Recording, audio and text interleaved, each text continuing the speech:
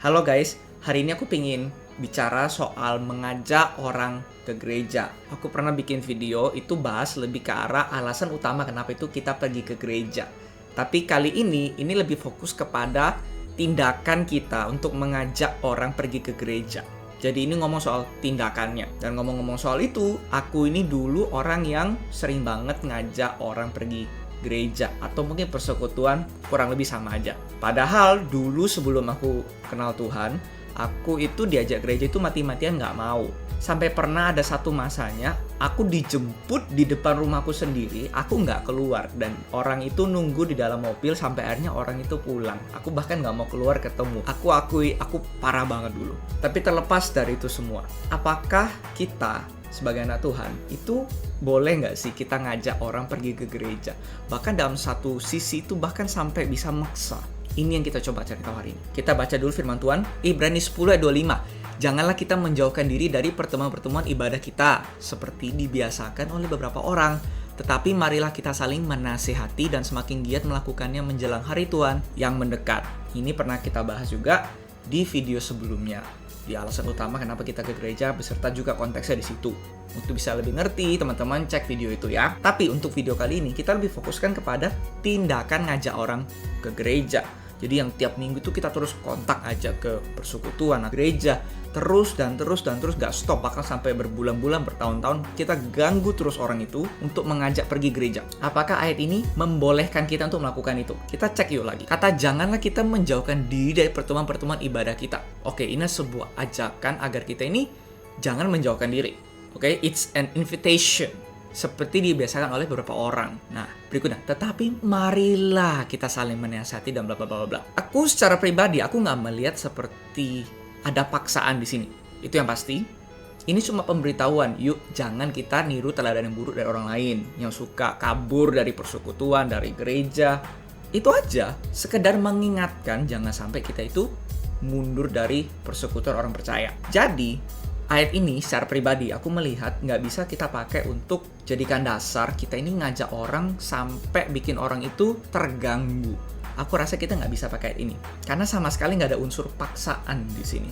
Berikutnya 1 Petrus 5 ayat 2. Gembalakanlah kawanan domba Allah yang ada padamu, jangan dengan paksa tetapi dengan sukarela sesuai dengan kehendak Allah, dan jangan karena mau mencari keuntungan tetapi dengan pengabdian diri. Kalau konteks ayat firman Tuhan ini lebih ke arah kepada pemimpin ya. Kita sebagai orang yang memimpin jemaat Allah, memimpin domba Tuhan, ini nasihat buat kita. Dan inti sarinya di sini tuh apa? Kita ini jangan sampai maksa domba-domba yang kita gembalakan. Jadi dari konteksnya ini saja, kita sebagai pemimpin jemaat Allah yang mengembalakan dombanya Tuhan, kita ini memimpin dengan sukarela, dengan pengabdian diri. Kita nggak cari keuntungan. Jangan juga karena paksaan. Dan kalau teman-teman baca di berikutnya, itu ada ngomong soal jangan sampai kita ini kayak memerintah. Kita ini mengontrol hidupnya orang. Kurang lebih konteksnya begitu. Jadi dari dua ayat yang kita bahas ini saja, ini nggak ngomong soal kita sebagai anak Tuhan. Kita ini boleh dan berhak maksa orang datang ke gereja atau persekutuan. Kita nggak ada dasar itu. Terus kita mesti gimana dong? Simple. Beritakan Injil ke orang-orang itu. Teman-teman pernah mikir nggak kenapa kok kebiasaannya kita dan disampaikan oleh bahkan mungkin pemimpin rohani kita selama ini, kita mesti ngajak orang datang ke persekutuan atau ke gereja atau ke komunitasnya mereka. Kenapa? Sedangkan teladan yang kita lihat di dalam firman Tuhan sendiri, khususnya di Kisah Para Rasul, coba teman-teman baca. Teman-teman nggak akan melihat satu pun contoh di mana para rasul atau sesama orang percaya, mereka itu mengajak orang-orang non-Kristen atau orang-orang yang belum percaya Yesus untuk join ke persekutuannya mereka, perkumpulannya mereka, pergi gereja. Teman-teman nggak akan menemukan itu. Satu pun contoh itu nggak ada. Yang ada apa? Ketika mereka percaya, jumlahnya tuh ditambahkan ke komunitas itu.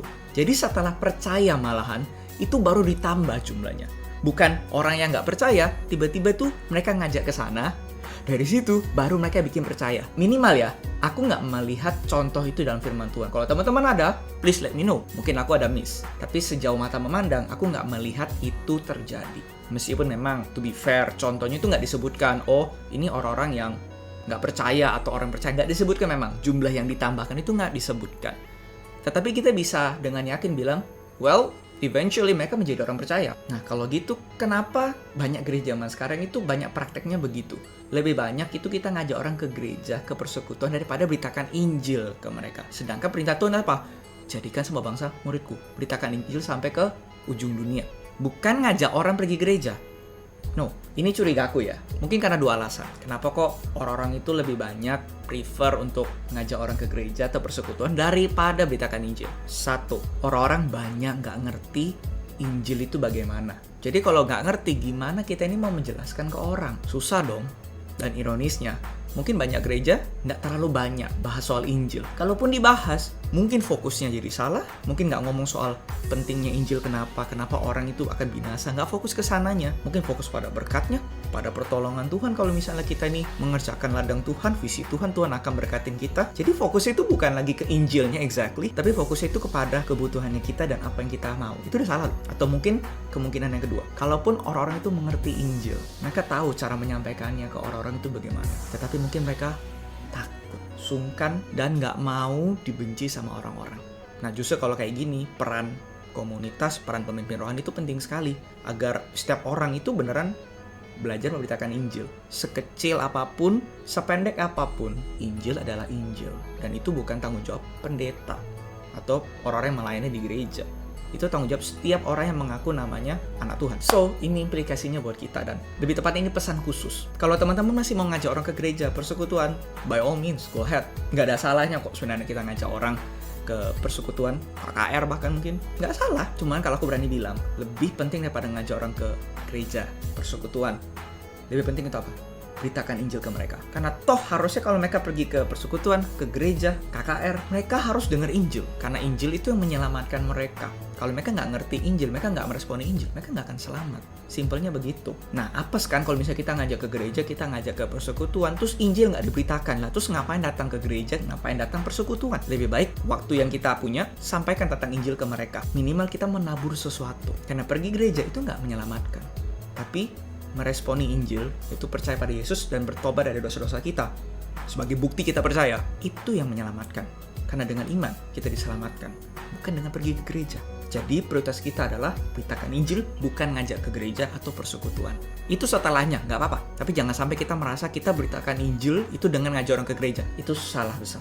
Memberitakan Injil dan ngajak orang pergi gereja itu nggak sama.